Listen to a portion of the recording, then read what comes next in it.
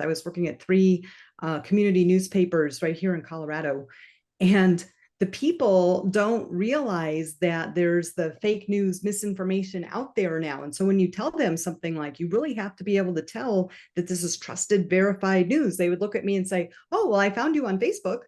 Right. So this is a huge issue. I went back to school to say, how can we solve these problems? And I was lucky enough to find the people from Reporters Without Borders working with the Journalism Trust Initiative. So what it is so many of the local news websites across the country now are going out of business because of social media, everything that we see online, and pink slime sites are taking over kind of this area of interest from consumers, right? Because they're looking for news. They don't find whatever they're looking for. And so then something else pops up and they say, oh, right, this looks interesting. So there are now more than 1,200 pink slime sites. We are combating that. We are saying we are journalists. We are the ones who are actually doing the real work and serving you, the public, and you can get what you need from the traditional websites that you always did. And it's going to be online or wherever you get your news, like you were saying, but that it's really, really important to be able to distinguish between the two of them.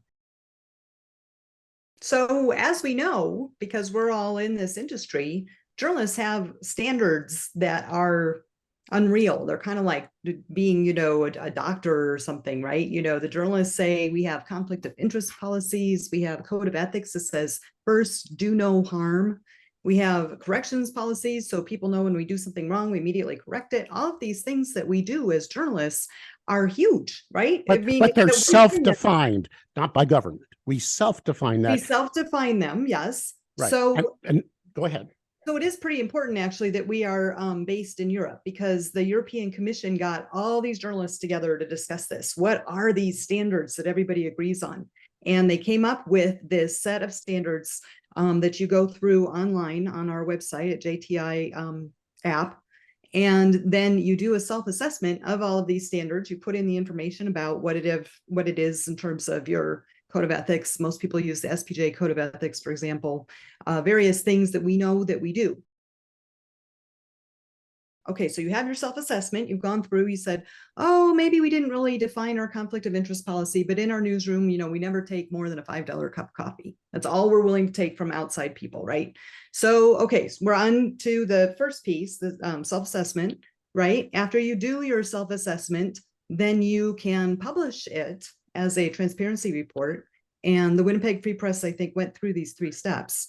You publish your transparency report online so everybody out in the world can see, yes, we follow these. We're being transparent about all these things that we do, right? So that's the second step, transparency report.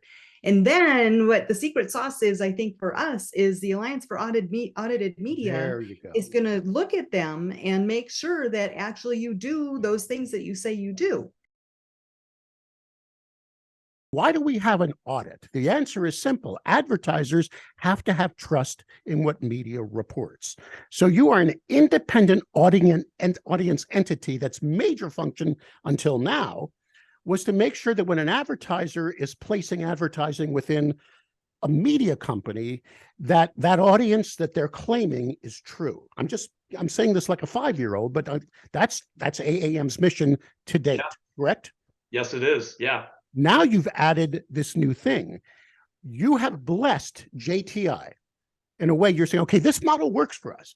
Let them do a self-assessment. That goes back to Paul at the Winnipeg Press. You filled out all the criteria. We do this, we do that, we police this, we look at both sides, we have journalistic ethics, we separate editorial from op-ed from news. Right, Paul? That was kind of what you filled out. It was a lengthy process, Mike. This wasn't just ticking a couple of boxes and sending it away. This went over a period of months, the back and forth. You're serious? Yes.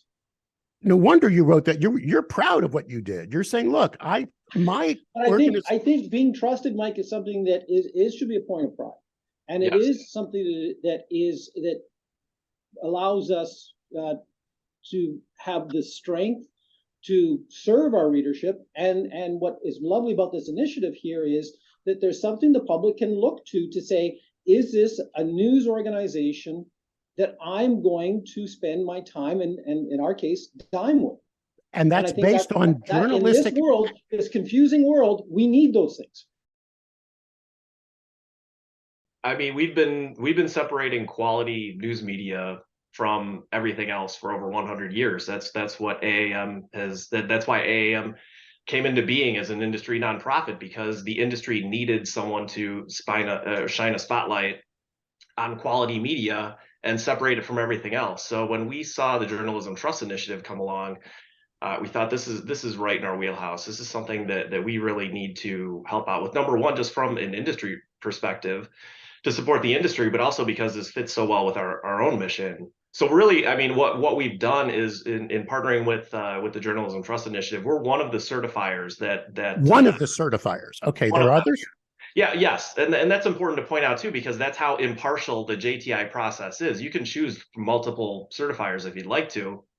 Us being an industry nonprofit, we like to think that we're going to come in at a price point that would probably be lower than everybody else, and also we have a mission that's more tied directly to the JTI clients than probably any of the other certifiers would be.